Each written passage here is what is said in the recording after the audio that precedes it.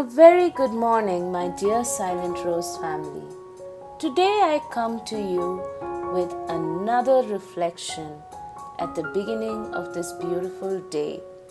And today we're going to be reflecting on another characteristic of God's love, which is that love is not inflated. What exactly do we mean by inflated? It means that love is not about pride.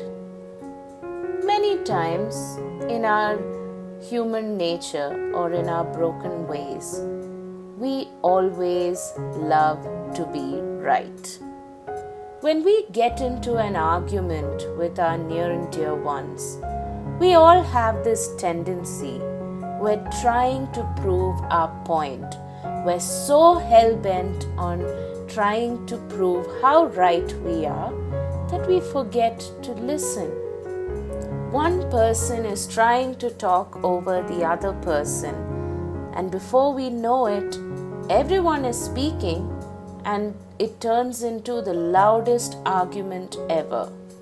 And that argument will not end unless one person sheds tears and the other person establishes that they were right and the other person was wrong. Here's the problem with this conversation. You may have been right and you may have won this argument, but the problem comes when there is no love and charity in the way you spoke. Having healthy discussions and confrontations is good for any relationship, but it's so important that when two people have these discussions, it is important that God is present not only in their voice but also in their heart. Dear friends, many times we fail to change another person's mind on certain things. And we think that this is because we have failed in the way we communicate or in our ability to convince the other person.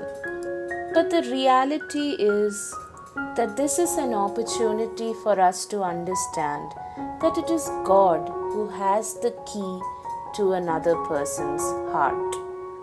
And so, how much more important is it that God be present in your voice, in the way you communicate? And for God to be present in your voice, it is very important for you to speak with love and compassion. It is very important for you to listen to that other person not only with your ears but also with your heart. So now some of you may be wondering, I can be a better listener. I don't have to be right all the time. But does this mean that I support the wrong that the other person is siding with? Not at all. You still need to stand by the truth that you are trying to defend. But remember to speak with love and compassion, and more than anything, to be a good listener in that conversation. If we are unable to convince the other person of our stance, the answer is not to speak hurtfully to the other person. Instead, you with humility accept that it is God who has the key to the other person's heart. And you ask God to show you what is the best and most loving way to communicate your point to the other person. In these moments, ask yourself, what would Jesus say or do in these moments? If we look into Jesus' life, many a times the Pharisees have accused him of eating with the sinners. Jesus did not do any of this to appear inclusive, tolerant, or accepting of their sinful ways. And when he spoke to them, he most definitely did not lash out at them, or enforce his ideas on them.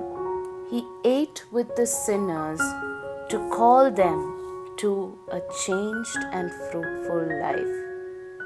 Anybody who encountered Jesus had their life transformed in the most unimaginable ways. And so, dear friends, when we say love is not inflated, Jesus is inviting you to be a voice which is loving and charitable towards others in such a way that it brings Jesus to the other person to transform their lives for the better. Have a blessed day, dear friends. God bless you all abundantly.